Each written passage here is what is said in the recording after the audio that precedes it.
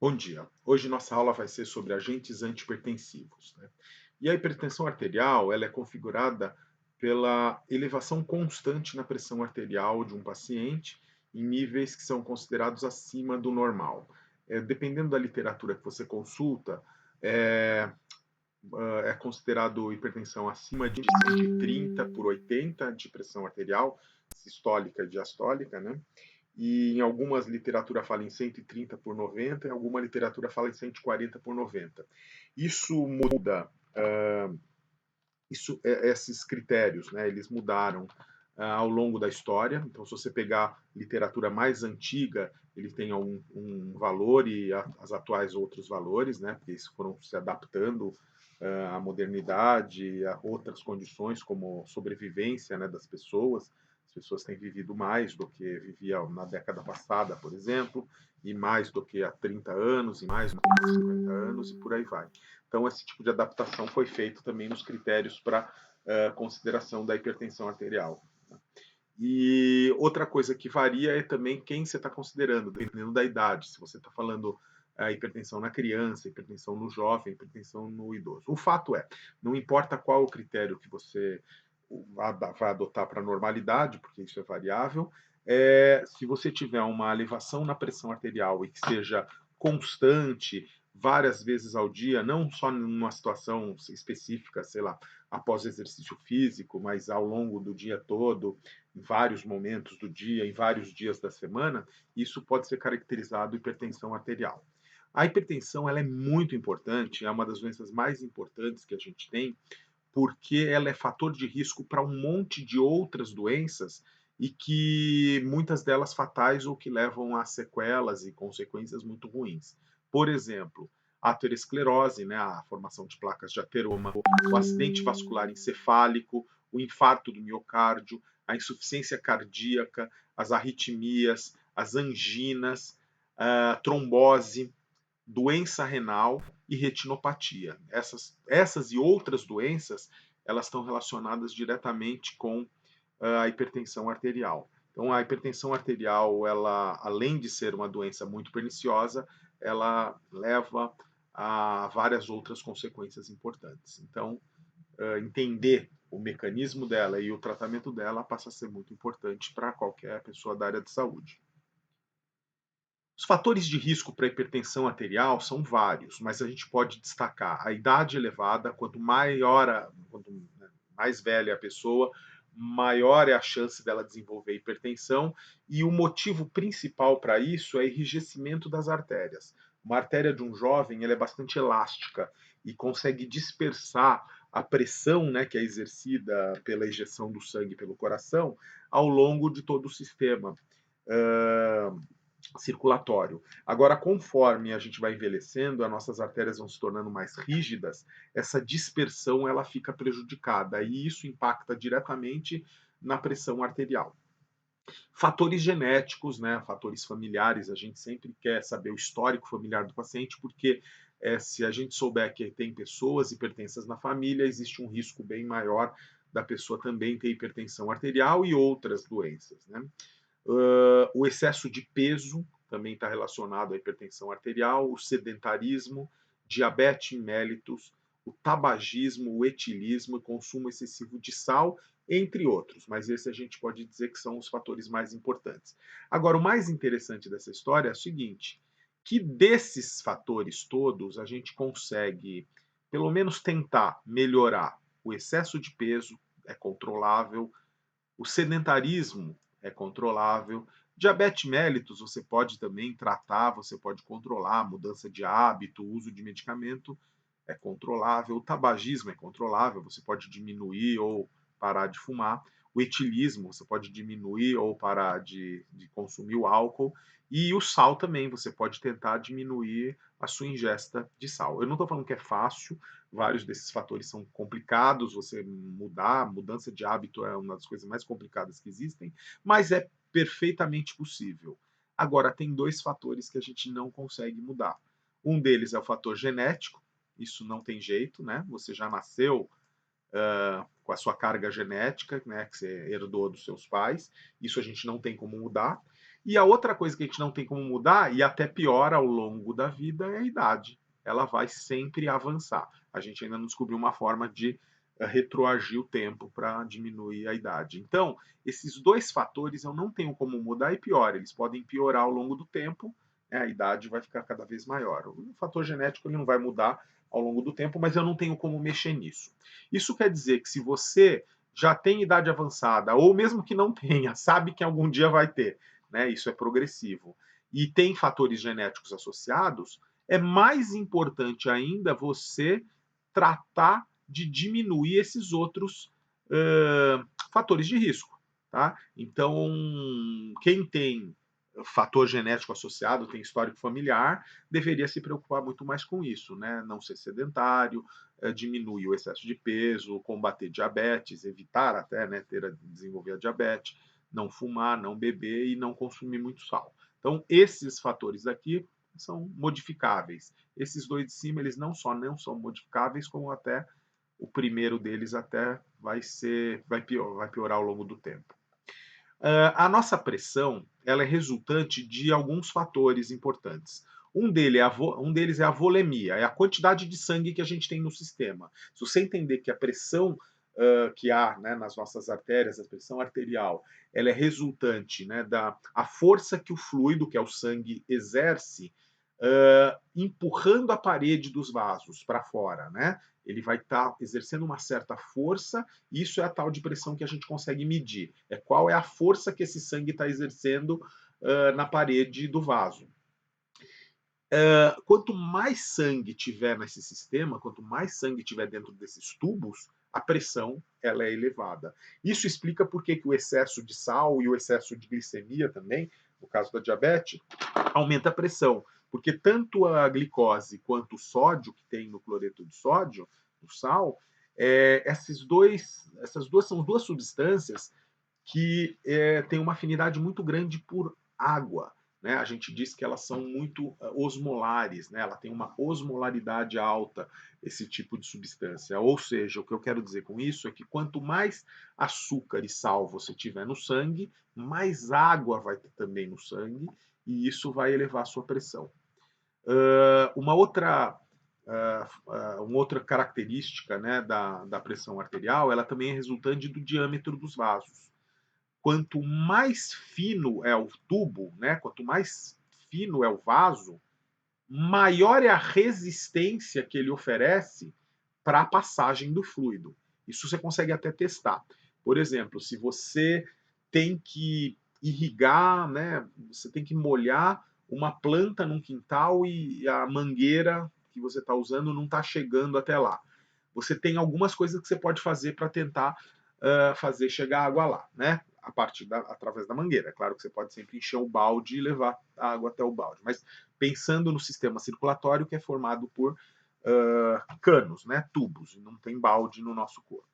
Então, você aumenta a quantidade de água, né, e a pressão, né, com que essa água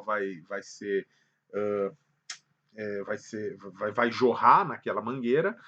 Por exemplo, no caso de uma mangueira no jardim, você aumentaria o fluxo de água abrindo a torneira, abrindo mais a torneira.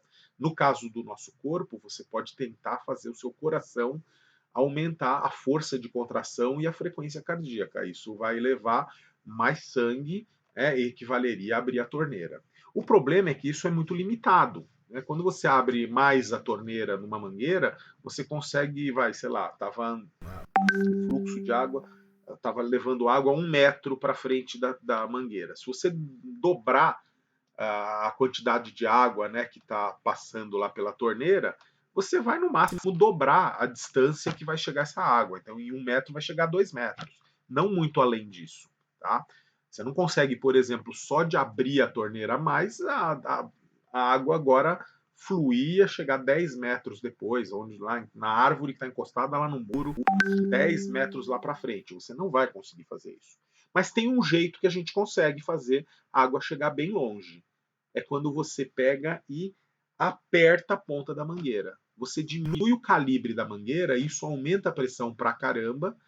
Isso vai fazer com que essa água voe 10 metros, 15 metros, dependendo pressão que você estiver fazendo para bloquear a ponta da mangueira, né? Outro teste que você pode fazer para perceber como o diâmetro do vaso ele influencia muito na pressão, pega um canudo, por exemplo, um canudo desses de refrigerante. Se você assoprar, você vai ter que fazer uma certa pressão, você sente essa força na boca, né? Você está pressionando, né? O ar, né? Está saindo com uma certa pressão e uma certa dificuldade. Se você der uma pressionadinha na mangueira, né?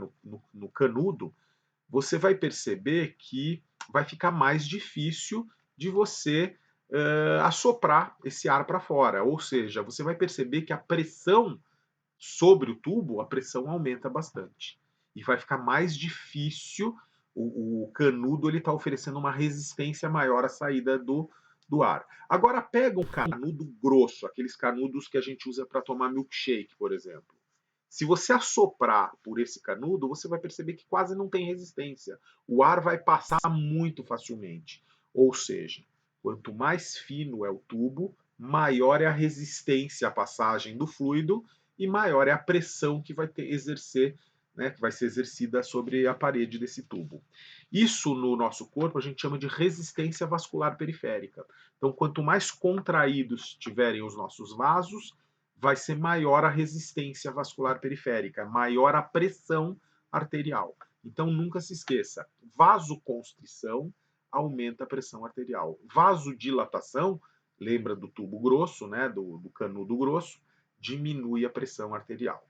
Então, a resistência vascular periférica aumenta quando você contrai o vaso e ela diminui quando você dilata o vaso. E agora vem também a parte do débito cardíaco. O que é débito cardíaco? Débito cardíaco é a quantidade de sangue que o coração consegue ejetar, consegue fazer circular, né, sair dele por minuto. E aí ele é resultado direto do volume de sangue que é injetado em cada uma das contrações que ele faz e a frequência cardíaca. Se você tem um coração batendo muito mais forte e com uma câmara maior, por exemplo, você tem um volume ejetado alto. Então você consegue aumentar esse volume aumentando a força de contração.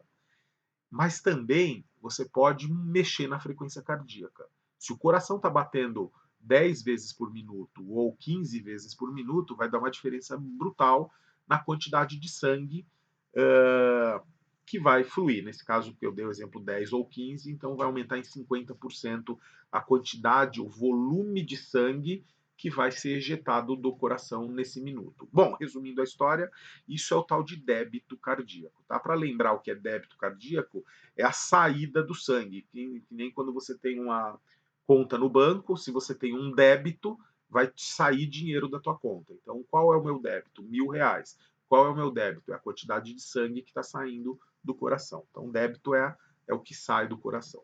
O fato é que o débito cardíaco, a resistência vascular periférica e a quantidade, a volemia, são 3 dos fatores mais importantes que vão determinar a sua pressão arterial. Se eles estiverem aumentados, alguns desses fatores, ou os 3 deles, você vai ter uma hipertensão, você pode ter uma hipertensão arterial. A volemia, ela é regulada pela função renal, então se o seu rim não está funcionando direito, a volemia vai aumentar, porque você não vai conseguir jogar fora água, né, e aí vai acumular no sistema, e água e sódio, né? Água e sódio são sinônimos, tá? Onde o sódio está, a água vai atrás. Então, quando eu falo sódio, eu estou falando de água, quando eu estou falando de água, eu estou falando do sódio ao mesmo tempo. Eles andam muito juntos, tá?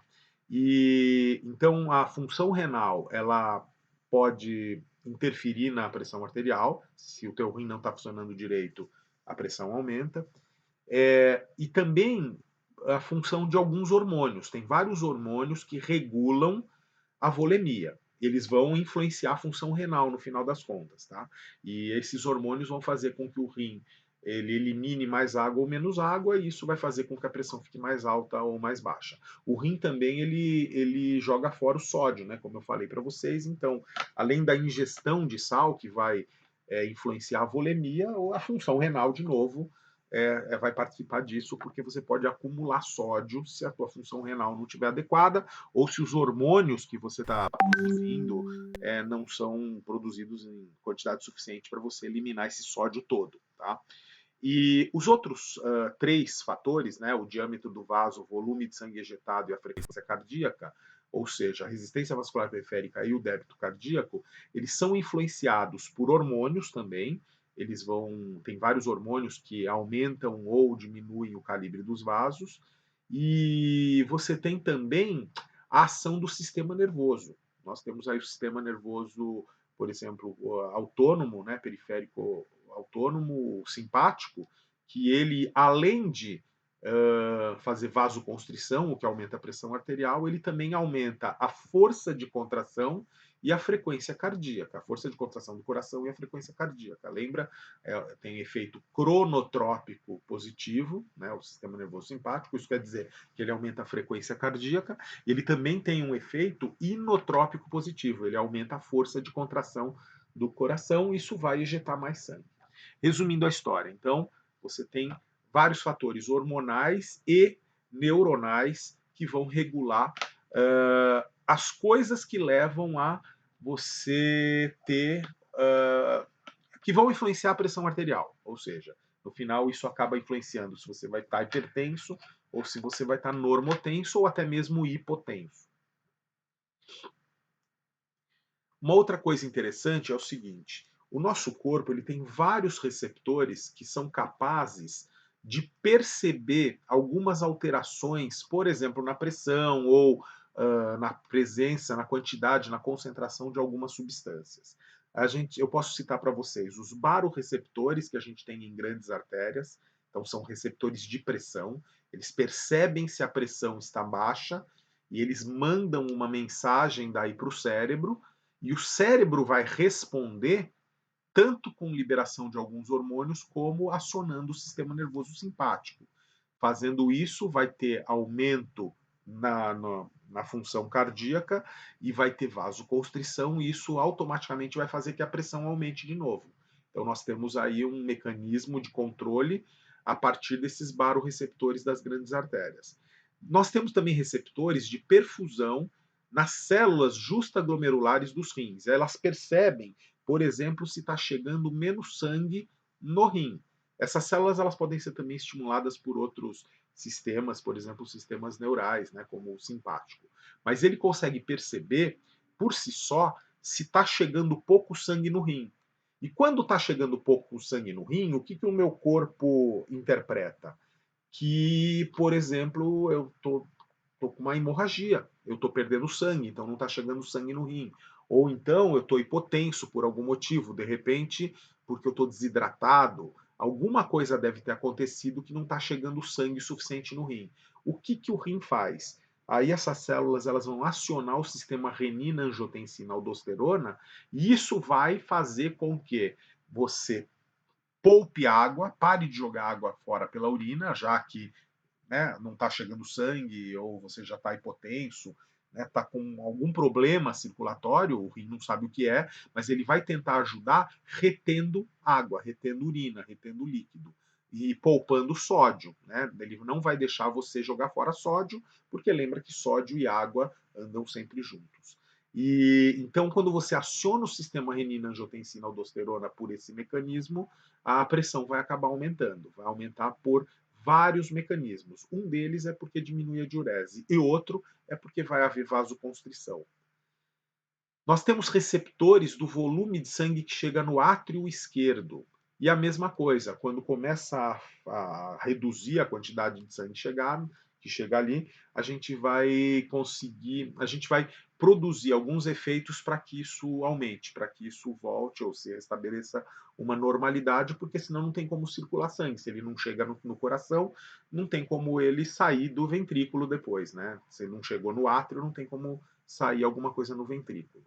Então, nós também vamos ter como resultado disso acionamento de vários sistemas que vão levar a aumento na pressão arterial, numa tentativa de fazer com que chegue mais sangue até o coração. Nós temos osmorreguladores no hipotálamo, eles percebem alterações na concentração de íons, como o próprio sódio. Então, se isso está muito baixo, eu tenho que reter sódio, né? Se está muito elevado, eu tenho que eliminar o sódio. Nós temos quimiorreceptores na aorta e na carótida, por exemplo, que eles percebem se a taxa de oxigênio e mesmo se o pH estão muito baixos. Se está muito baixo, isso pode estar sendo relacionado com um problema cardiocirculatório, não está circulando direito o sangue, por isso que ele não está se oxigenando direito e por isso que o paciente está entrando em acidose, por exemplo. Então, também vai gerar alguns efeitos no nosso corpo numa tentativa de corrigir esses problemas, tá? Então, esses quimiorreceptores, eles percebem alterações de oxigênio e de pH e a partir daí nós temos alguns resultados aí, tem alguns efeitos, tá? O problema é o seguinte, que humano e vários animais, né? Todos os animais, a gente pode dizer isso. A gente é muito competente para perceber queda de pressão. A maioria desses receptores, eles são ótimos para perceber quando está com menos oxigenação, quando tem menos, quando o pH está baixo, ou seja, você não está conseguindo depurar os ácidos de forma adequada, diminuição da perfusão sanguínea, da pressão arterial nas grandes artérias. A gente é muito competente para descobrir quando a pressão diminui. Porque, se a gente for ver na história evolutiva do homem, era isso que levava o homem, nossos ancestrais, à morte. Ele tinha uma hemorragia, ou ele estava desidratado porque não encontrou uma fonte de água, ou ele estava desidratado porque ele, por exemplo, está com diarreia, ou um vômito, né? Ele está, né, foi infectado por lá, uma toxinfecção alimentar, comeu alguma coisa estragada e agora ele está vomitando e com diarreia. Isso faz perder muito líquido, isso faz a pressão cair. E os nossos receptores percebem isso e jogam a pressão para cima numa tentativa de sobrevivência. Isso quer dizer que os nossos ancestrais, aqueles que eram melhores para perceber queda de pressão, eram os que sobreviviam mais. É aquele cara que conseguia sobreviver apesar de um corte, de uma lesão e uma hemorragia. É aquele cara que conseguia sobreviver apesar de uma diarreia intensa. E essas pessoas são as que mais sobreviveram e foram as que geraram mais descendentes. Isso quer dizer que hoje nós somos resultado de uma pressão seletiva e que fazia com que aqueles hominídeos, aqueles animais, na verdade, antes até dos hominídeos, que fossem mais competentes para perceber queda de perfusão, queda de pressão e conseguisse jogar isso para cima, acionando vários sistemas, como o sistema renina-angiotensina-aldosterona, como o sistema nervoso simpático, essas pessoas elas foram mais privilegiadas e a gente hoje é resultado disso. O humano, né, os animais mesmo, pré-históricos, eles nunca tiveram problema com hipertensão, até porque a vida era muito. Tem alguns estudos que falam que, em média, o homem pré-histórico vivia 14 anos de idade. Tá, alguns viviam mais, outros viviam menos, mas a média era 14 anos de idade, 14, 16 anos. Entre os gregos, né, acham que era uma média de uma expectativa de vida de em torno de 17 a 19 anos. Os romanos viviam por aí também 20, 21 anos em média. É claro que sempre teve um ou outro que se tornava mais velho, morria com 40, 50, mas a gente tem que pensar que muitos morriam na infância ainda. Resumindo a história, a expectativa de vida nunca foi muito alta, a ponto da gente ter grande parte das pessoas terem hipertensão arterial. A oferta de alimento também não era tão abundante quanto é hoje, então as pessoas eram menos obesas, as pessoas não tinham carro, elevador, elas eram muito menos sedentárias. Né, em vários momentos da história, não se consumia tanto sal quanto o sal era um item muito difícil de conseguir em várias sociedades. Isso daí veio o termo salário, por exemplo, né, que era o pagamento dos soldados romanos, e eles eram pagos uma parte né, do salário deles era em sal, por isso que porque o sal era uma coisa muito preciosa, não era tão fácil de conseguir, era usado para conservar alimento, era usado para uma série de coisas. O fato é que os fatores de risco, os principais fatores de risco para a hipertensão arterial, eles são relativamente novos na sociedade, são coisas mais da sociedade moderna. E a hipotensão não, a hipotensão é uma coisa que acompanhou sempre os humanos pré-históricos, os animais também. Então, a gente evoluiu para perceber a hipotensão e tratar dela, mas não tão bem para perceber uma hipertensão e tratar dela. Esses sistemas que eu falei para vocês e esses receptores são ótimos no sentido de tentar fazer a pessoa sobreviver quando está com uma pressão baixa e jogar a pressão para cima. Mas o problema é que a hipertensão arterial ela é uma doença que ela é silenciosa e ela é progressiva. E isso os nossos receptores não conseguem perceber facilmente. Por exemplo, uma pessoa pode ter 12 por 8 por décadas. E de repente, daqui a pouco ele está com 12,3, né, 123 de pressão sistólica, em vez de 80, está com 84. Isso ainda é considerado 12 por 8 para a gente, mas já houve um incrementinho na pressão arterial. Passado alguns anos, ele já pode estar com 13 por, sei lá, 8,5. A gente não percebe, o corpo não vai fazer nada para mudar e essas alterações e tudo que eu estou falando para vocês, elas vão progredindo. A ponto de, às vezes, algumas pessoas terem uma pressão arterial extremamente alta, acima de 15, às vezes até mais, 16, e ainda assim algumas pessoas são assintomáticas. Isso não quer dizer que ela não está sofrendo aquelas alterações fisiopatológicas que vão levar a aterosclerose, infarto do miocárdio, retinopatias, falha da função renal, tudo isso daí está sendo estragado ao longo do tempo, mas a pessoa não percebe. E os receptores não vão fazer nada para tentar diminuir, porque eles também não percebem essa nova condição, esses novos valores aumentados, justamente porque eles estão aumentando muito aos poucos. Claro que se você tiver um pico hipertensivo, aconteceu alguma coisa aí que aumentou muito a pressão de um dia para o outro na tua vida, é bem capaz que você seja sintomático, você perceba, tem alguma alteração que você perceba. Mas na maioria das pessoas não é isso que acontece. Na maioria das pessoas a instalação da hipertensão não é num pico, ela vai sendo muito aos poucos ao longo de várias décadas. E aí gera um outro problema, além de que ela é uma doença silenciosa, e a pessoa pode não perceber a instalação dela, alguns desses receptores que eu falei para vocês, eles se ajustam para as novas condições, quando essas novas condições elas são persistentes. Por exemplo, os baroreceptores das grandes artérias, se você tem uma pressão aumentada por vários meses, sei lá, você está trabalhando com 13 por 9 agora, tua pressão arterial está 13 por 9, né? Você não está controlando, não está fazendo nada para isso. Você nem sabe que está 13 por 9, mas está. Os baroreceptores das grandes artérias, eles se ajustam para considerar normal 13 por 9. E quando você começa agora um tratamento farmacológico numa tentativa de reduzir para 12 por 8, alguns desses receptores acham que você está morrendo, acha que você está hipotenso, acha que você está com hemorragia. Ele não sabe que você que está tomando um diurético para baixar a pressão.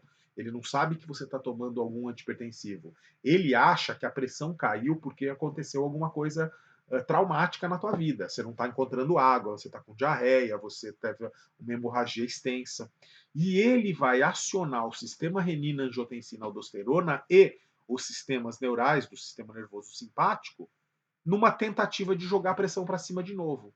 Então, muitos medicamentos, quando o paciente começa a usar, tem um resultado clínico satisfatório. Passado 2, 3 semanas, às vezes a pressão volta a aumentar. Talvez não nos níveis que estavam antes, né? Mas, sei lá, estava 13 por 9, baixa para 12 por 8 e de repente, daqui a algumas semanas, volta perto dos 13 por 9. Por quê? Porque o teu corpo está jogando contra. Ele não sabe que você é que está induzindo a queda da pressão. Ele acha que essa queda de pressão é um problema e a gente evoluiu para perceber a queda de pressão e cuidar disso. E tratar que isso volte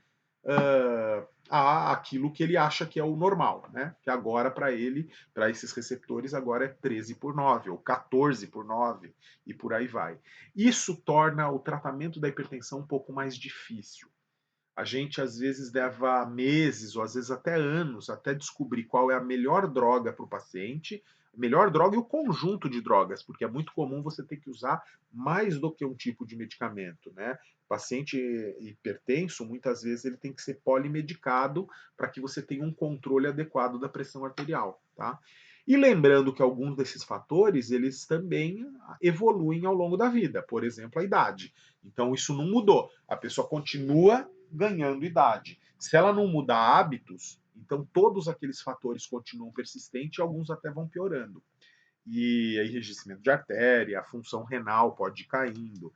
Então, também é bem comum que ao longo da vida, mesmo que você tenha conseguiu achar o melhor medicamento para você, isso não quer dizer que a vida inteira ele vai funcionar. Pode ser que no futuro ele pare de funcionar, ou por causa de tolerância farmacológica, pode acontecer com alguns medicamentos antihipertensivos, mas também porque a doença evolui.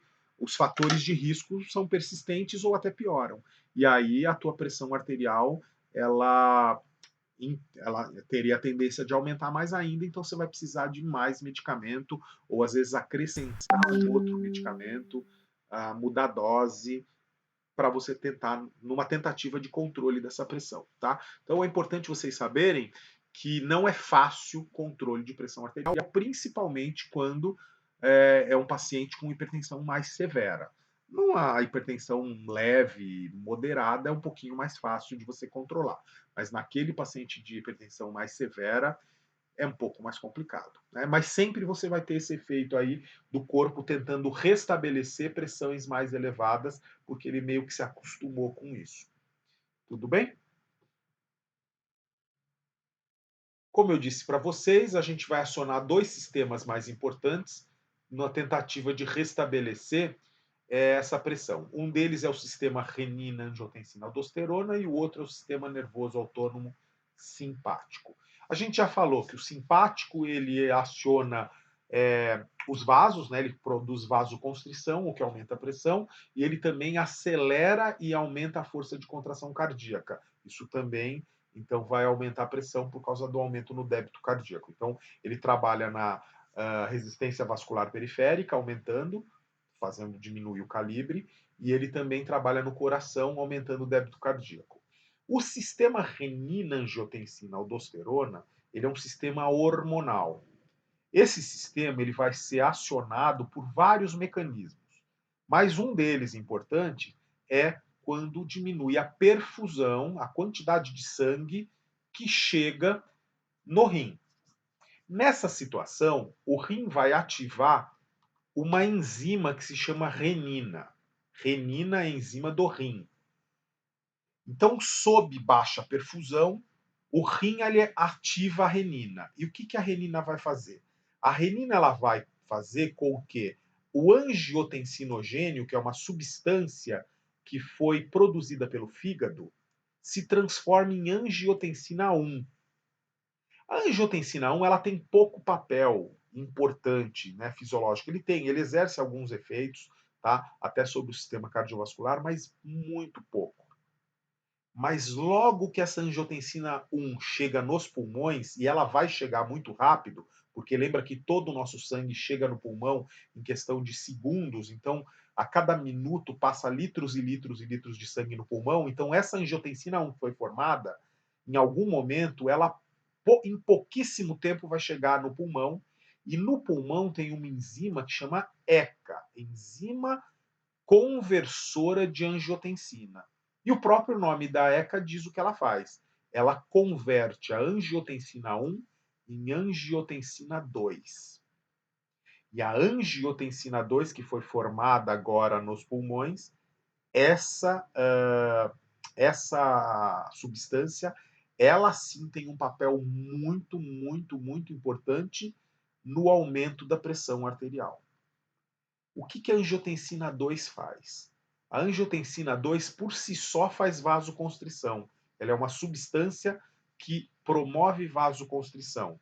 Isso aumenta a pressão arterial. A angio-2 ela consegue ativar o sistema nervoso simpático, que a gente já viu que acelera o coração e aumenta o batimento cardíaco, a força, e também faz vasoconstrição de novo. Então você tem dois mecanismos aí de vasoconstrição. Além de tudo, a angiotensina 2 ela estimula a liberação de um hormônio que chama aldosterona. A aldosterona é um hormônio liberado pela glândula suprarrenal ou adrenal. Tá? Ele é um mineralocorticoide, ele é um corticoesteroide, então ele é uma substância esteroide que é liberada pelo córtex da suprarrenal, então ele é um corticoesteroide, e ele tem um efeito de regulação mineral. Em outras palavras, o que a aldosterona faz é que ela promove diminuição da diurese, retenção de sódio, que é um sal mineral, né? Então, ele vai regular alguns dos nossos eletrólitos. Mas, basicamente, né, de forma simplificada, o que a aldosterona faz é diminuir a perda de sódio pela urina, e com isso diminui a diurese, diminui a quantidade de água na urina também. Então a urina ela fica muito mais concentrada, tem muito menos água ali na urina. Então você começa a diminuir a diurese. Além de tudo, você acaba, por conta da aldosterona, você acaba jogando fora potássio. Uma forma de você diminuir a diurese é trocar o sódio que está no filtrado, que é o que vai virar urina depois, o sódio que está no filtrado, você troca por potássio. E é isso que é o papel da aldosterona. A aldosterona estimula essa troca. Então, você vai tirar o sódio do filtrado, o sódio da urina, e vai acrescentar na urina, vai acrescentar no filtrado, que vai virar urina, potássio. Tá? Existe uma bomba de sódio e potássio que faz essa troca. E a aldosterona, o papel dela é regular, é ativar essa troca. Então, quando a angiotensina 2 promove liberação de aldosterona, estimula a liberação de aldosterona, você começa a diminuir o volume urinário e você diminui a perda de sódio e aumenta a perda de potássio. Você joga fora potássio agora, tá?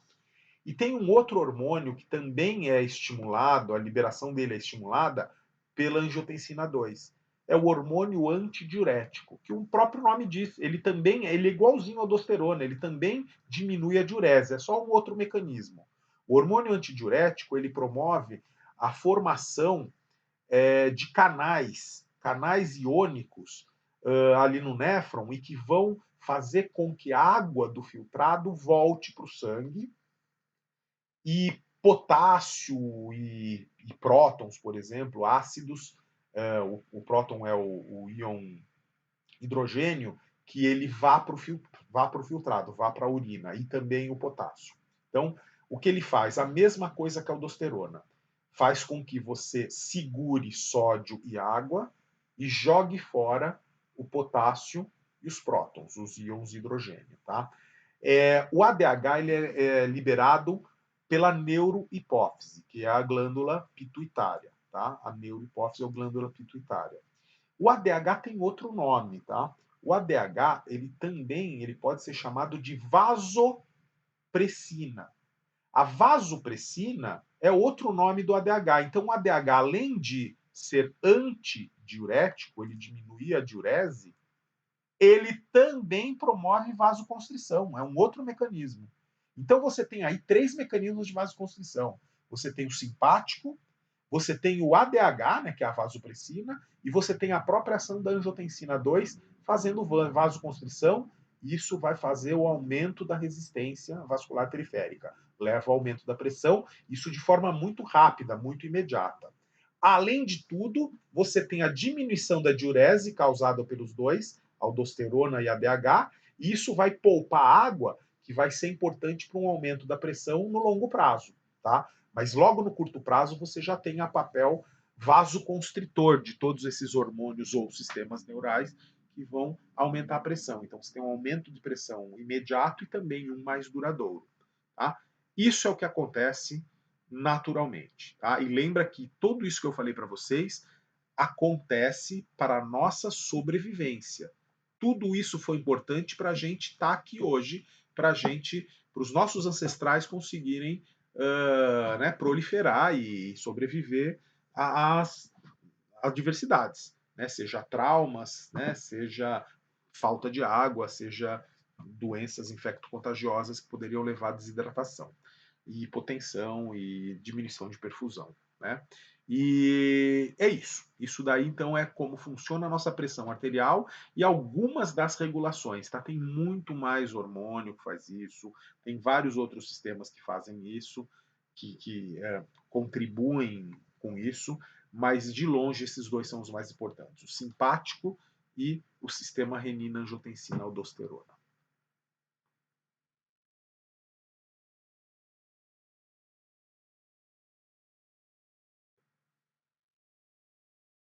Vamos falar agora de agentes antipertensivos, ou seja, medicamentos usados no controle da hipertensão arterial. Um deles é são os inibidores da enzima conversora de angiotensina. A gente chama eles de IECA, os IECA, ou inibidores da ECA. Os inibidores da ECA, como o próprio nome diz, eles inibem, eles bloqueiam a enzima que converte angiotensina 1 em angiotensina 2. Então, lembrando aqui, né, que a angiotensina 1 ela não tem um papel muito importante na regulação da pressão, mas quando se torna anjo 2, esse papel é mais importante por todos aqueles mecanismos que a gente acabou de ver. Então, ao inibir a ECA, quando a gente bloqueia essa enzima, você deixa de ter angiotensina 2 e sem angiotensina 2 você não tem nada disso aqui. Basicamente, a pressão não vai aumentar.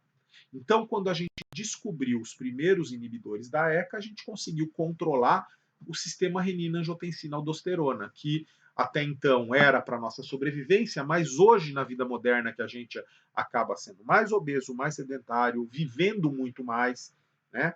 A expectativa de vida hoje do brasileiro está acima de 74 anos, e em alguns lugares do mundo 80, 84 anos, e coisa que a gente nunca viveu, né, na história, né, da humanidade. E hoje o nosso problema é a hipertensão, né? Não é mais a hipotensão. É mais difícil que você hoje tenha aqueles eventos que eu falei. Não são impossíveis, mas são mais difíceis. E hoje o mais comum é você desenvolver a hipertensão, porque os fatores de risco estão aí. Quem são os inibidores da ECA? É o captopril. O captopril é o que eu vou usar como referência, mas tem vários outros, tá? Todos eles têm pril no nome, ó. Cilazapril, enalapril, fosinopril, imidapril, quinapril, ramipril, tandolapril, perindopril, lisinopril, zofenopril, todos esses pril da vida, eles são inibidores da ECA, inibem a enzima que converte angiotensina 1 em angiotensina 2, inibem a enzima conversora de angiotensina. Ele tem alguns efeitos adversos, mas eu posso destacar um deles. O efeito adverso mais importante é a tosse, tá? Sobretudo o captopril, mas os outros também podem produzir tosse, tá? O captopril é o primeiro dos inibidores da ECA, ainda é o mais vendido, ainda é um dos medicamentos antipertensivos mais usados no mundo. E eu contei até uma vez para vocês que ele foi fruto da descoberta de um brasileiro, né? Que estava pesquisando o veneno da jararaca, e aí no veneno da jararaca descobriu uma substância hipotensora. E a partir disso, uma indústria farmacêutica, eu não lembro agora, acho que foi a Glaxo, ela fez pesquisas e descobriu essa molécula, conseguiu produzir essa molécula de captopril, e que, né, não foi o brasileiro que inventou o captopril, mas ele que descobriu o mecanismo que permitiu a produção do captopril, do primeiro inibidor da ECA. Né? Ele descobriu que no veneno da cobra havia uma substância hipotensora e um mecanismo dessa substância a gente descobriu que era a inibição da enzima conversora de angiotensina. O fato é que a tosse é um dos principais efeitos adversos que a maioria dos pacientes que deixam de usar o captopril por conta disso. Tá? Às vezes ele está até tendo sucesso terapêutico muito bom, mas ele não consegue continuar usando porque é uma tosse seca, uma tosse muito desagradável, principalmente à noite, mas em alguns pacientes isso pode persistir ao longo do dia, e são crises, a pessoa não consegue parar de tossir. Por que que isso acontece? A gente já sabe. É porque a ECA, a enzima conversora de angiotensina, ela também metaboliza algumas outras substâncias do nosso corpo, como as cininas. As cininas são substâncias plasmáticas, são peptídeos, e que são formados em quantidade pequena, mas logo em seguida ela é metabolizada. Em algumas situações, como inflamação, elas são produzidas em quantidade muito grande. Isso vai levar, entre outras coisas, no caso do pulmão, a tosse. O pulmão acha que está sendo inflamado, que tem algum agente agressor aí. Eu vou lembrar vocês que a bradicinina é uma substância algogênica, ela produz dor, né? É que o pulmão não dói. O pulmão, quando tem alguma coisa incomodando, você não sente dor. O que você sente é vontade de tossir. Mas essa mesma bradicinina, quando está em outras regiões, como na pele, ela vai fazer você ficar com dor, ardor. É a substância responsável pelo ardor, quando você está com uma queimadura de sol, ou quando você está com o dedo, a unha encravado e o dedo latejando, aquela dor absurda, grande parte dela é por causa do acúmulo de bradicinina. Bom, o fato é que agora, como a ECA está bloqueada, começa a acumular bradicinina nas vias aéreas. E o nosso cérebro interpreta que as vias aéreas estão sofrendo algum tipo de agressão. E aí você vai tossir, tossir, tossir. Infelizmente, essa tosse ela é persistente. Ela só desaparece depois de 4 a 5 dias que o paciente parou de tomar a medicação, não é imediato. E não tem muito o que fazer. Você pode tentar dar um antitussígeno para o paciente e isso alivia um pouquinho a vontade de tossir. Tá? Para alguns pacientes isso funciona, mas muitos têm que deixar de usar a droga. Não deve usar inibidor da ECA na gravidez, porque tem alguns estudos que mostram que pode haver prejuízo ao feto, né? Ele pode até morrer, né, por conta da ação do inibidor da ECA. Tá? Agora, os pacientes que estão com tosse, mas tiveram um bom resultado clínico com o inibidor da ECA, ele pode fazer o seguinte: além de usar um antitussígeno, como eu disse para vocês, ele pode, de repente, mudar para outra medicação. Ele pode usar os antagonistas dos receptores da angiotensina 2, também chamado de ARA2. Antagonista dos receptores da angiotensina 2. Não é ARA e I, hein? É ARA2, tá? Os ARA2, os antagonistas dos receptores da angiotensina 2, tem alguns. Tem gente que chama de antagonista da angiotensina 2, né? Não coloca o receptor no nome. Mas não é verdade. Ele não bloqueia a angiotensina 2, ele bloqueia os receptores. Então ele é um antagonista dos receptores, tá? Mas não se assustem se vocês lerem por aí AA e I, que na verdade é o AA2, né? Antagonistas da angiotensina 2, tá? Mas o termo mais correto seria ARA2. Quem são os ARA2? Olha, o losartano, que eu vou usar como referência, pode chamar losartana com A, losartano com O, ou losartan, sem o A no final, que é o termo em inglês. Losartan, losartana ou losartano. Mas tem vários outros, né? Candesartana, ou candesartano, valsartano, teumesartano, todos esses você pode usar o O, o A ou nenhum deles, tá? Todos eles têm o sartana no nome. Então é muito comum também falar, em vez de ARA2, falar o grupo dos artanos. O grupo dos zartanos, né? Não é esse o nome, né, da classe terapêutica, mas acabou muita gente acaba conhecendo ele por isso. Bom, como ele age? Bloqueia os receptores da angiotensina 2. E apesar de a ECA estar funcionando, você produzir a anjo 2, tá? Então, no caso da anjo 2, no caso dos inibidores da anjo 2, você não bloqueou a ECA. A ECA está funcionando normal. O que você bloqueou? Os receptores da anjo 2. No final também não vai ter esses efeitos todos e a pressão não vai aumentar por causa do sistema renina-angiotensina-aldosterona. Tá? Você vai conseguir inibir os efeitos do sistema. Só que você não bloqueou a ECA. Como a ECA está funcionando, vai ter metabolização das cininas. Isso vai fazer com que não acumule bradicinina no teu pulmão. Isso quer dizer que você não vai ter tosse. Então, a grande vantagem desse tipo de medicamento é que eles têm um efeito semelhante ao dos inibidores da ECA, mas eles não têm os mesmos efeitos adversos.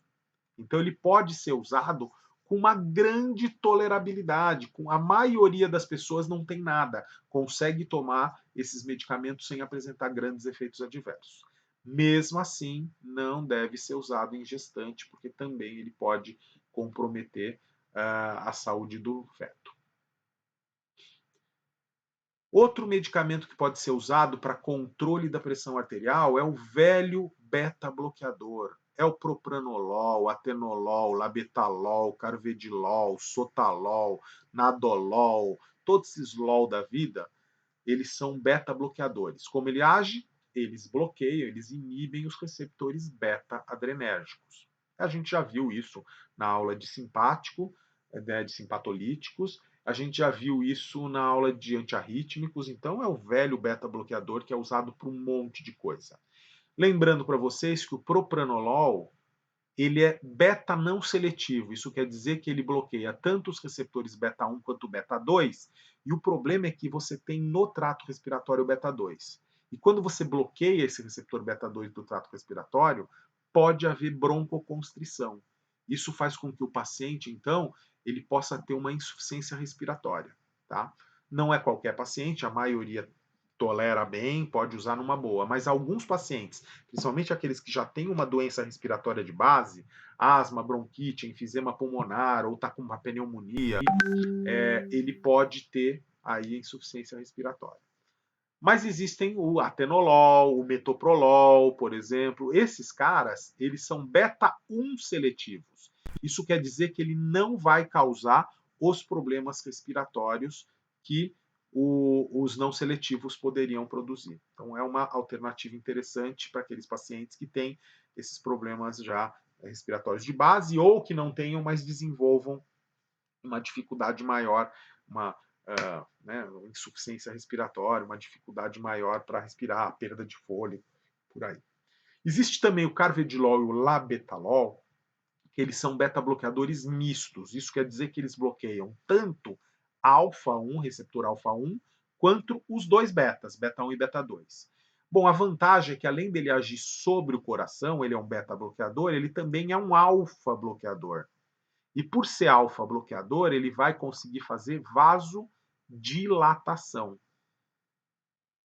Os bloqueadores alfa-adrenérgicos, e é o caso do labetalol, ó, ele além de ser beta-bloqueador, ele é alfa-bloqueador, os alfa-bloqueadores eles vão fazer vasodilatação, porque o receptor alfa, alfa-1, ele está presente nos vasos periféricos e quando ele é estimulado ocorre vasoconstrição. Então, quando você bloqueia o receptor alfa-1, você tem o oposto, você tem vasodilatação, tá? Então, o labetalol e o carvedilol, além de ser beta-bloqueador, ele também age no vaso, o que também ajuda, contribui a diminuir a pressão arterial. Eles têm alguns efeitos adversos, tá? Mas a maioria dos pacientes não tem nada, é super bem tolerável, a maioria das pessoas pode usar beta-bloqueador numa boa, tá?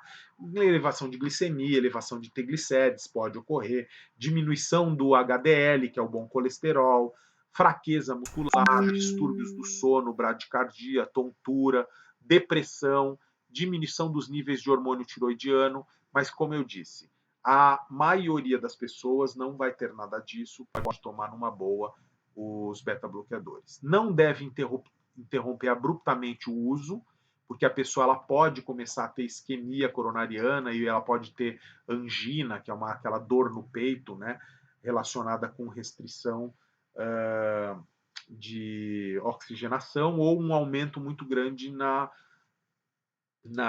no trabalho cardíaco. Nesse caso, o que acontece é isso: o coração ele não está mais freado, né, por causa do beta-bloqueador, e aí ele vai bater muito mais forte, mais rápido, e isso aumenta o consumo de oxigênio.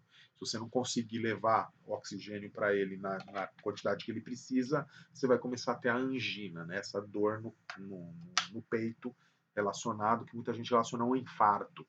A angina não é infarto, mas muita gente chama de pré-infarto, porque é uma dor, né, bem desagradável, que pode migrar para braço, mandíbula, epigástrico. Isso é relacionado à restrição na oxigenação do coração. Eles podem, então, muito bem ser usados, os beta-bloqueadores, para tratamento dessa dor que eu falei, que é a angina, então ele é um antianginoso, e eles também são antiarrítmicos, né? A aula passada que a gente já viu isso daí, porque ele consegue frear o coração, né? Ele diminui o esforço cardíaco e o ritmo cardíaco. Bom, o alfa-bloqueador eu já falei para vocês, ele é vasodilatador, porque ele bloqueia os receptores alfa-1. Eu vou usar a prazosina como referência, tem o labetalol também, né, que ele era uma referência do beta, então ele continua aqui. Ele tem alguns efeitos adversos e eles são bem frequentes. Por isso que a gente não usa alfa-bloqueador no dia a dia, tá? Alguns pacientes precisam e aí a gente vai usar para ele, mas em geral ele não é de primeira escolha. É um medicamento que a gente deixa só para paciente que realmente precisa. A gente prefere dar para o cara beta-bloqueador, antagonista dos receptores da angiotensina 2 ou mesmo inibidor da ECA do que da alfa-bloqueador. É muito efeito adverso e muito frequente. Ele pode causar hipotensão postural, ele pode... ele tem outro problema sério, que é a tolerância farmacológica. É muito comum o paciente precisar de doses cada vez maiores para ter o mesmo efeito que antes. Então, eles têm muitos efeitos adversos, hipotensão é só um deles, tá? Tem vários efeitos adversos. Por exemplo, constipação nasal, tem um monte de coisa que pode acontecer, porque você causa essa vasodilatação geral em um monte de órgão, um monte de coisa. Tá? Então não é muito legal. Bloqueador de canal de cálcio. Essa aula a gente também já teve quando falou de antiarrítmicos. Eles bloqueiam os canais de cálcio, então eles impedem que o cálcio entre no músculo. Nesse caso, a gente está falando do músculo cardíaco e também dos vasos. Tudo isso tem músculo. No caso do coração, vai diminuir a força de contração cardíaca e também a frequência cardíaca. No caso do vaso, você relaxa o músculo e você tem vasodilatação. Então você tem esses dois efeitos. Diminui a contratilidade cardíaca e você tem vasodilatação. Agora, existem bloqueadores de canal de cálcio que são predominantemente cardíacos, eles agem predominantemente sobre o coração, é o caso do verapamil. Ele é bastante usado para arritmia, porque a ação dele é sobre o coração, é importante, ele acaba sendo bastante usado para arritmia. Ele pode ser usado também para hipertensão, mas ele é mais usado para arritmia. A nifedipina, por exemplo, o diltiazem, a nimodipina, a felodipina, esses caras, eles têm ação predominantemente sobre o vaso. Então, eles têm uso como antihipertensivo também, né? Vai fazer vasodilatação, mas o principal uso é para angina. Eles são antianginosos, porque eles fazem vasodilatação e melhoram a oferta de oxigênio e de sangue para o coração. Então, muitos são usados como antianginosos. A amlodipina pode ser escrita com M ou com N, amlo ou amlo, é a mesma coisa, e com o O ou A no final, né? Amlodipina ou amlodipino, com N ou com M, A ou O no final, é a mesma coisa, tá? Você encontra na literatura todas essas formas aí escritas. Eles são não seletivos, eles agem sobre vasodilatação e sobre o coração, diminuindo a contratilidade cardíaca. Eles são bastante utilizados daí para hipertensão também. Esses caras aí são mais usados para hipertensão do que para arritmia e angina. Bom, o fato é que todos eles podem ser usados para diminuir pressão e alguns até para arritmia e angina. Eles têm muitos efeitos adversos, infelizmente são relativamente frequentes, tá? Constipação intestinal, edema maleolar, cefaleia, né, dor de cabeça, fraqueza muscular, astenia e bradicardia. Isso é frequente, entretanto, eles ainda são de primeira escolha mesmo assim. Muitos pacientes começam usando bloqueador de canal de cálcio ou usam bloqueador de canal de cálcio em associação a outros fármacos, tá? Como primeira escolha.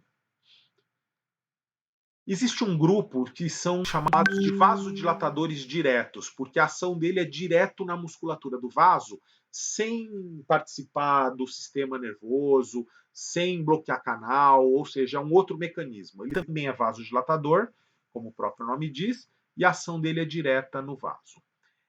Basicamente, a ação resumida, o mecanismo de ação resumido deles é que eles mantêm os canais de potássio abertos, e isso promove hiperpolarização e com isso o relaxamento do músculo. Como o músculo daí, né, a gente está falando de vaso, ele fica relaxado, vai causar vasodilatação e isso diminui a pressão, diminui a resistência vascular periférica, tá? Exemplo desses vasodilatadores diretos é a hidralazina e o minoxidil. Apesar do minoxidil ser usado como agente antipertensivo, ele é pouquíssimo usado para isso. O uso principal do minoxidil é para alopécia, é para diminuir queda de cabelo e, ultimamente, para melhorar, para aumentar a produção de barba, né? Deixar mais firme e mais grosso e crescer mais rápido. Tem alguns artigos que falam que funciona, tem artigo que fala que não funciona na barba. Eu fico em cima do muro porque realmente eu não tenho muita certeza. Para alopecia, para careca, sim, funciona. Demora meses, mas ele realmente pode melhorar a, diminuir a queda de cabelo, deixar o cabelo mais forte, crescer mais rápido. Por quê? Porque ele causa vasodilatação do couro cabeludo. Essa seria também a teoria da barba, tá? A vasodilatação nutriria melhor o folículo piloso e aí você tem aumento no crescimento da barba. Mas, de qualquer forma, eles quase não são usados para hipertensão. O minoxidil é quase sempre utilizado para esses dois usos que eu falei. A hidralazina não.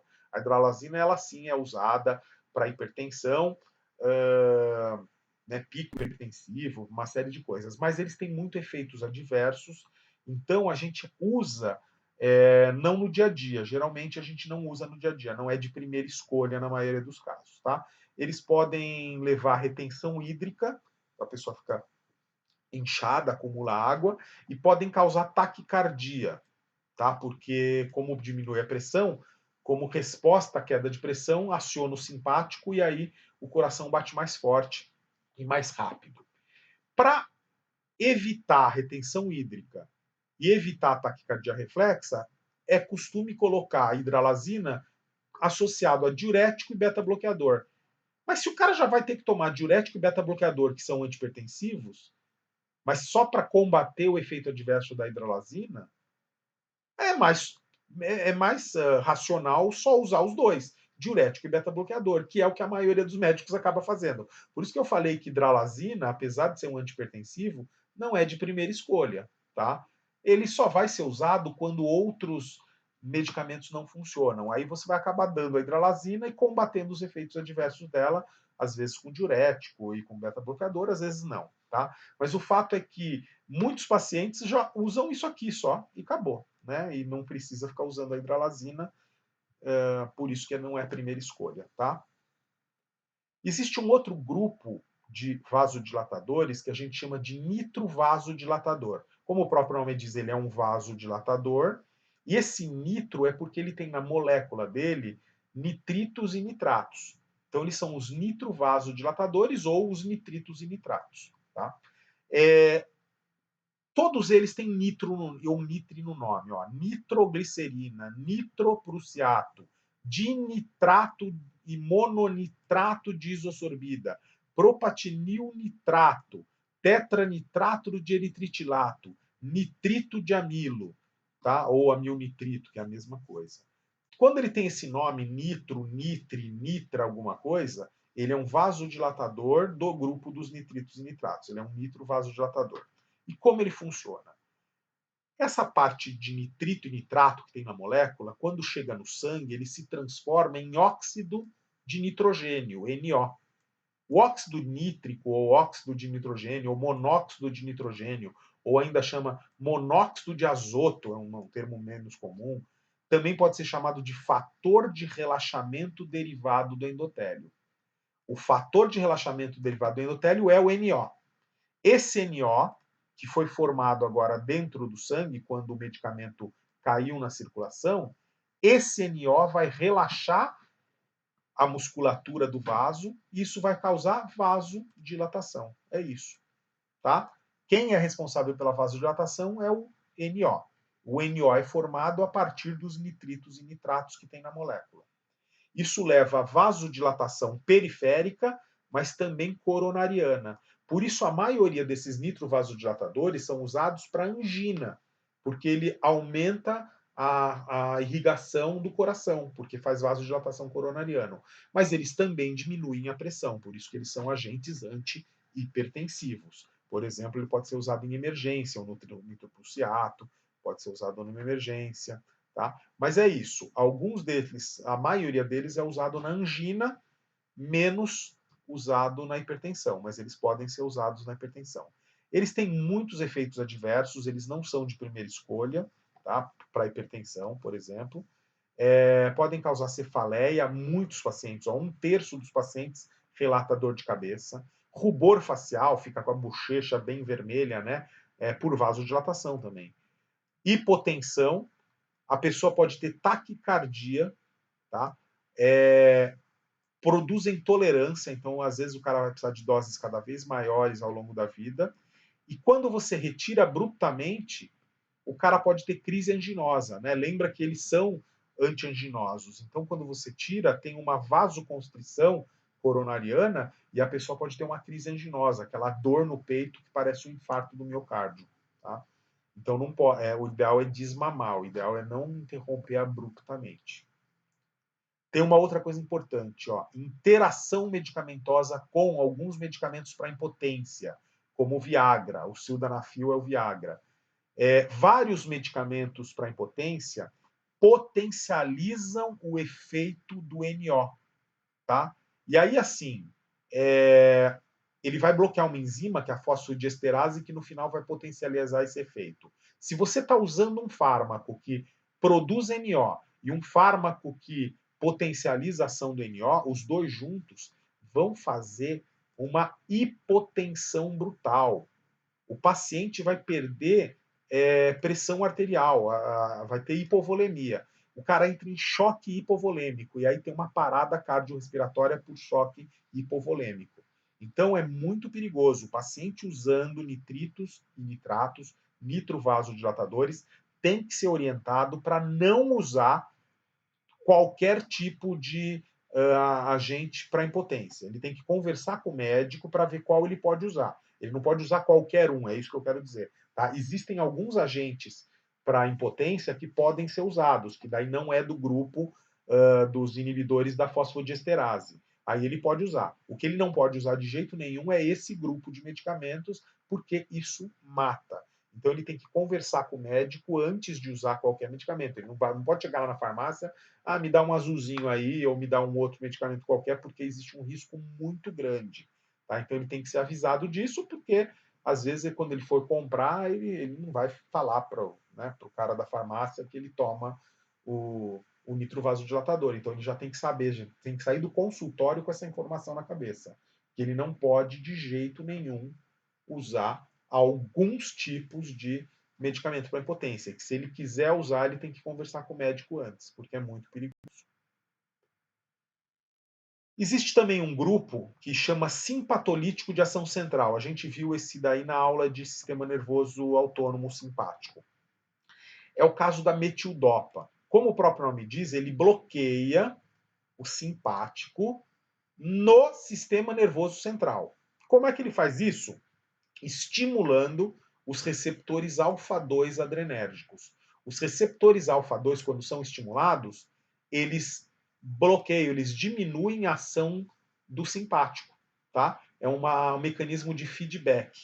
Se o sistema nervoso está muito ativado, porque tem muita noradrenalina, esses receptores alfa-2 vão acabar sendo estimulados e isso acaba diminuindo a ação do simpático. Então é uma forma de regulação, tá? Para você não estar com o simpático extremamente exacerbado a todo momento.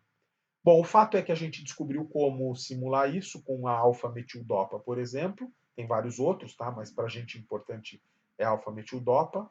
E a alfa-metildopa, ao estimular os receptores alfa-2, ele vai diminuir a ação do sistema nervoso simpático. Isso vai diminuir o batimento cardíaco, isso vai diminuir, vai fazer vasodilatação, isso faz cair a pressão. Esses caras têm muitos efeitos adversos, então a gente não usa no dia a dia como primitivor. Eles causam sedação, sono, boca seca, sonolência, fadiga, impotência sexual, tontura, obstrução nasal, dor de cabeça. É muito efeito adverso e muito comum. Mas ele é o principal medicamento indicado na grávida, tá? Por isso que ele é importante para a gente. Alfa-metildopa é o medicamento mais indicado na hipertensão na gravidez, porque ele não interfere com os sistemas do feto. Os outros todos, apesar de muitos serem usados em grávida, não é indicado, tá? É contraindicado. Ele não.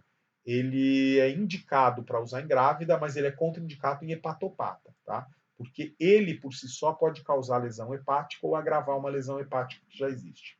A alfa-metidopa ainda pode levar a galactorreia, que é verter leite, né, pela mama, e ainda pode produzir anemia hemolítica. Então é muito efeito adverso para a gente usar como primeira escolha. Mas no caso da grávida, para preservar o feto, a gente acaba indicando a alfa-metildopa.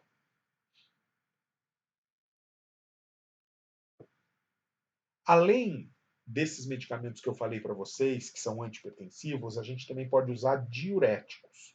Os diuréticos, como o próprio nome diz, eles aumentam a diurese. Eles reduzem o volume sanguíneo, a volemia, aumentando a eliminação de água. Então você joga fora a água, o volume, né, de sangue diminui e isso diminui a pressão arterial. Cada tipo de diurético tem um mecanismo de ação e um local de ação diferente um do outro, tá? E eles não são usados só para hipertensão, eles podem também ser usados para você acelerar a eliminação de algumas substâncias. Por exemplo, quando o paciente está intoxicado, sei lá, tomou veneno, um chumbinho. Você pode tentar eliminar mais rápido esses, né, essas drogas, esses venenos, ou mesmo um medicamento que o cara, sei lá, está tendo algum efeito adverso grave, você pode acelerar tentar acelerar a eliminação dele, aumentando a diurese. Então, eles são usados também para isso. Tá? A maioria dos diuréticos depleta potássio. O que quer dizer isso? Ele diminui a quantidade de potássio que você tem no sangue, ele joga fora potássio. Depletar quer dizer jogar fora. Então, muitos diuréticos podem causar hipocalemia, que é baixo nível de potássio no sangue. Alguns podem fazer o oposto. Em vez de jogar fora potássio, segurar potássio, poupar potássio, tá? São poucos. A maioria é depletora. Mas esses que poupam potássio pode causar o problema inverso. Hipercalemia, aumentar a quantidade de potássio no sangue, porque você não joga fora mais o potássio pela urina. A maioria pode produzir alcalose metabólica. Uns poucos podem causar acidose metabólica, tá? Então, o diurético tem alguns probleminhas. Vamos falar primeiro dos depletores de potássio.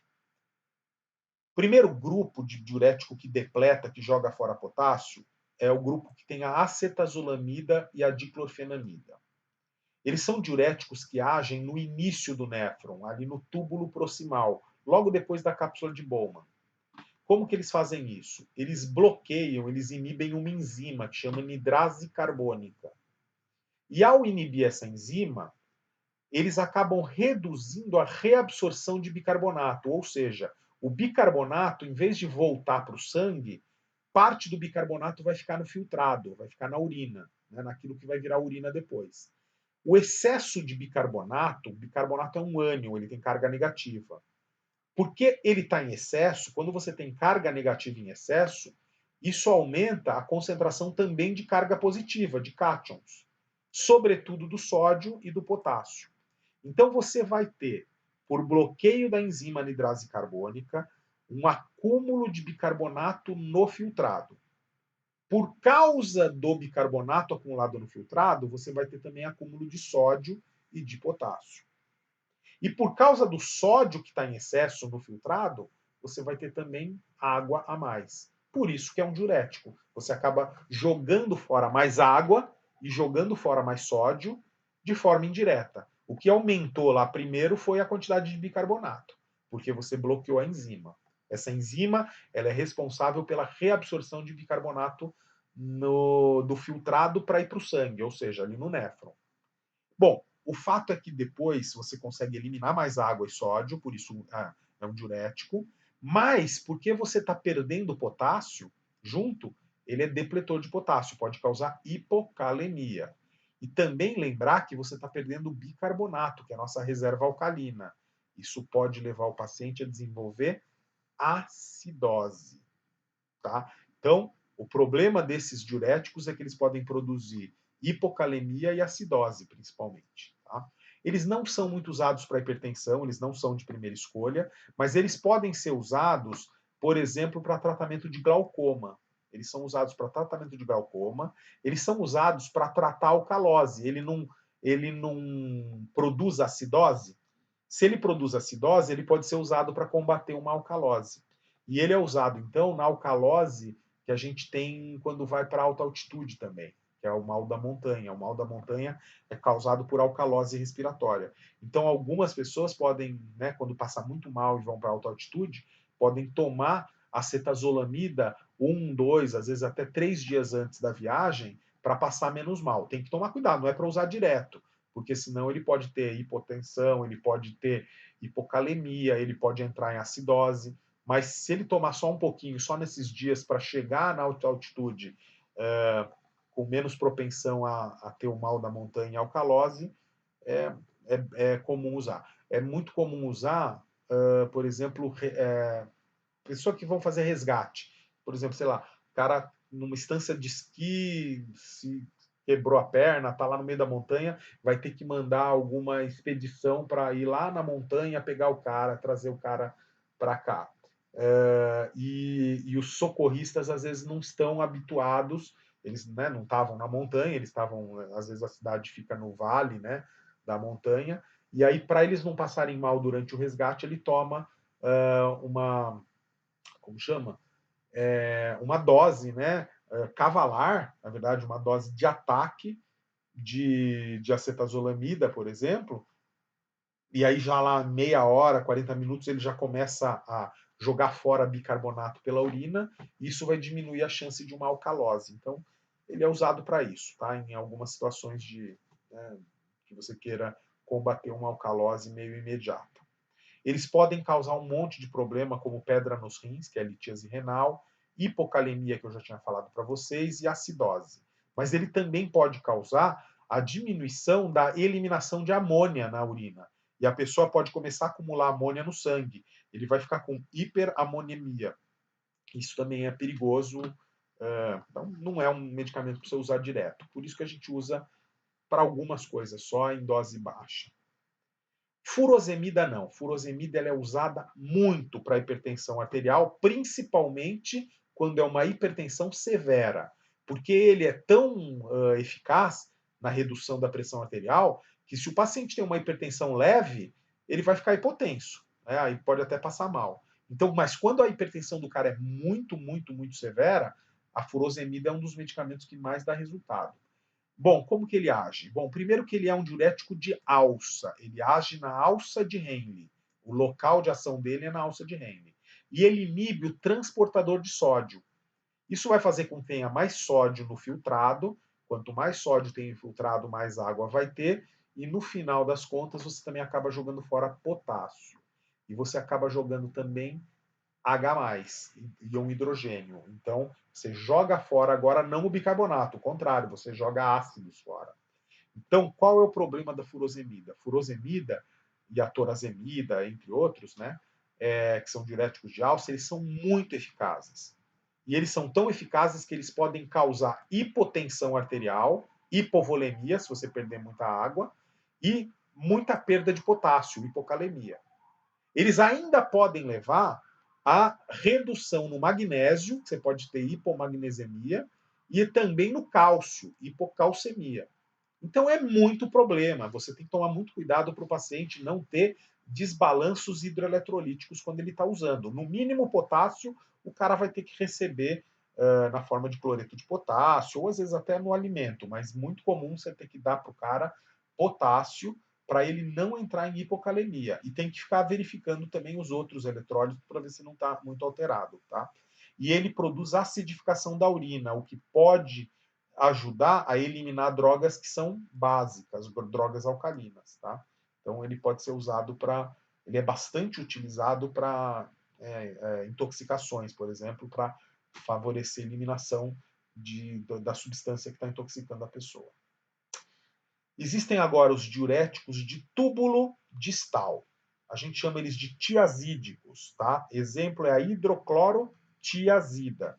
Então esses tiazídicos Tem vários, tá? Esses aqui são só alguns exemplos, tá? Ciclopentatiazida, clortalidona e a hidroclorotiazida. Eu vou usar a hidroclorotiazida como referência.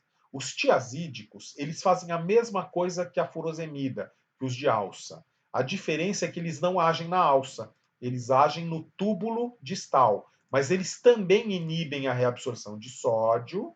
Com isso, a reabsorção de água vai ter mais sódio, vai ter mais água, e eles também depletam potássio e eles também depletam os íons hidrogênio. Ou seja, tudo que eu falei para os de alça, a mesma coisa serve para os tiazídicos. A diferença é que eles são menos potentes, menos eficazes. Então é muito mais raro ter hipocalemia, é muito mais raro ter hipomagnesia, é muito mais raro você ter choque hipovolêmico. Então, assim, eles funcionam igual, mas um pouco menos. E esse um pouco menos torna eles mais seguros. Por isso, eles são os medicamentos mais utilizados em hipertensão moderada. Na severa, eu concordo, é o de alça. Mas nas hipertensões mais moderadas e leves, você não precisa de um diurético tão potente, tão forte. Você acaba usando os tiazídicos mais frequentemente. Tá? Então, paciente que não está internado, paciente que está em casa, muitas vezes vai usar um tiazídico e não um de alça. Eu não estou falando que não tem paciente que use em casa furosemida, tá? É o Lasix. Tem um monte. Mas eu estou falando que se o cara só tem uma hipertensão leve, moderada, não precisa. Ele pode usar o hidroclorotiazida e aí a preocupação com desbalanços hidroeletrolíticos é muito menor, tá? Então dá menos problema. Aí tem os diuréticos poupadores de potássio. Bom, como o próprio nome diz, eles não jogam fora potássio, eles ao contrário, eles seguram potássio no corpo da pessoa. Então o problema deles é o contrário, é que o cara agora, por poupar potássio, por guardar potássio, ele pode entrar no estado de hipercalemia, que também é perigoso. Tá? Tem um tipo que chama espironolactona. A espironolactona ela inibe os receptores da aldosterona. Lembra que a aldosterona é uma substância que diminui a diurese? Se você inibir o receptor da aldosterona, aumenta a diurese. É isso. Tá? Espironolactona bloqueia, inibe os receptores da aldosterona, impedindo a ação da aldosterona. Quando ele impede a ação da aldosterona, você não tem aquela troca de sódio por potássio, acaba tendo mais sódio no filtrado e com isso mais água, então aumenta a diurese. Tá? Lembra que a aldosterona diminui a diurese. Bloquear ela, bloquear o receptor dela, aumenta a diurese. E você deixa de jogar fora potássio. E deixa de jogar fora o íon hidrogênio. Então o paciente pode entrar em acidose e ele pode ter hipercalemia agora, tá? Eles não são bons diuréticos. Eles são diuréticos, mas são péssimos diuréticos esses caras, tá? Mas eles são ótimos para poupar potássio. Então é muito comum você ver o paciente usando furosemida, por exemplo, ou hidroclorotiazida e espironolactona. Então a espironolactona ele não está usando porque é diurético, porque a hidroclorotiazida já era um bom diurético, ou a furosemida já era um bom diurético. Mas então por que ele está usando? Para poupar potássio. Se você está usando uma droga que elimina potássio e uma outra droga que segura potássio, você acaba anulando o efeito, né, depletor de potássio um do outro. Tá? Então é uma forma de equilibrar o problema. Né? Então é muito comum o paciente usar isso não por causa das suas propriedades diuréticas, mas pelas suas propriedades poupadoras de potássio. Beleza? Ou um probleminha que a aldosterona é um esteroide. E como todo esteroide, ele tem a molécula muito parecida, né, ao ciclopentano peridrofenantreno, é a molécula precursora da aldosterona, mas também é precursora da testosterona, o hormônio sexual masculino. Então, tem pacientes que, usando espironolactona, vai ter o bloqueio dos receptores da testosterona e ele pode apresentar crescimento de mama feminina. Isso no homem, né? Ginecomastia.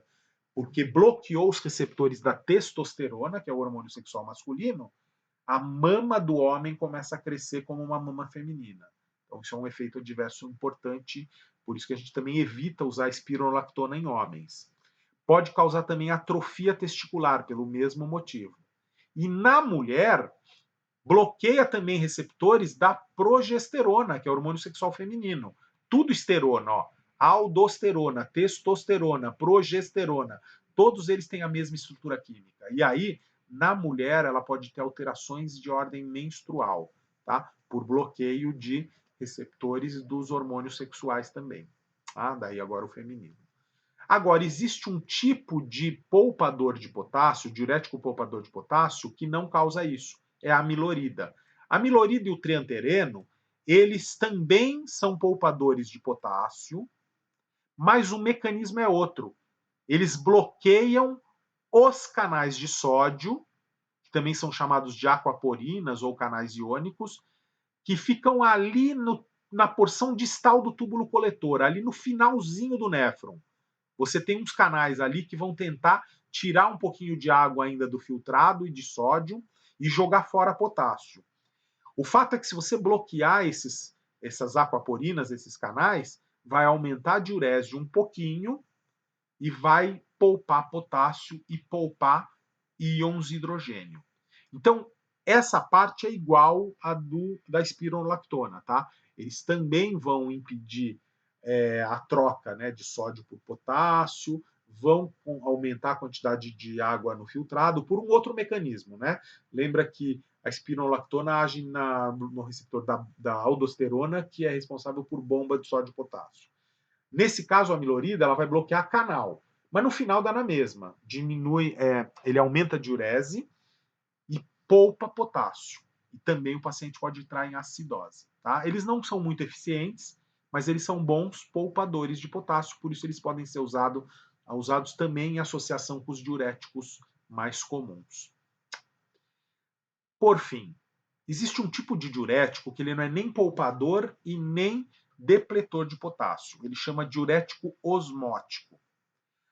O diurético osmótico, ele é uma substância que tem grande osmolaridade, grande afinidade pela água, mas ele tem uma pequena capacidade de reabsorção no néfron, ou seja, quando você injeta essa substância na veia do paciente, eles são de uso endovenoso, a hora que esse medicamento chega no néfron, ele vai ser jogado fora, porque ele não consegue ser reabsorvido.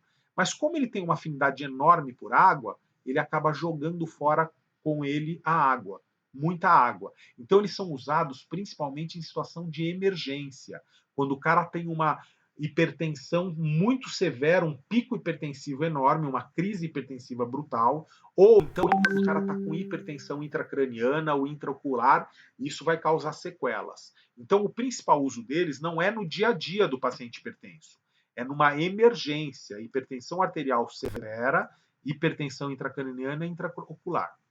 Bom, o fato é que você vai administrar ele pela veia, e um exemplo dele é o manitol.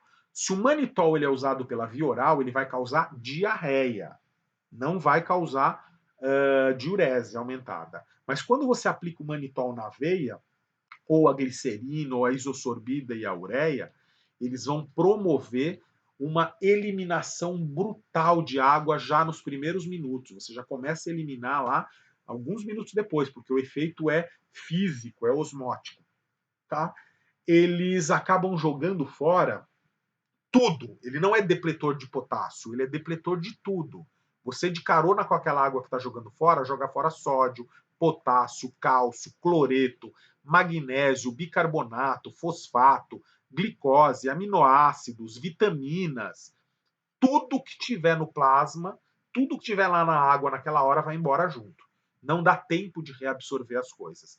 Então, é usado em emergência e depois você tem que devolver para o cara, usar soro fisiológico, devolver potássio, soro glicosado para dar glicose para o cara, dar bicarbonato, dá tudo que ele vai precisar, tá? E monitorar se os níveis dessas coisas não estão muito baixos. Esses são os diuréticos osmóticos, mas não são usados no dia a dia. É isso. Terminamos. Esses são os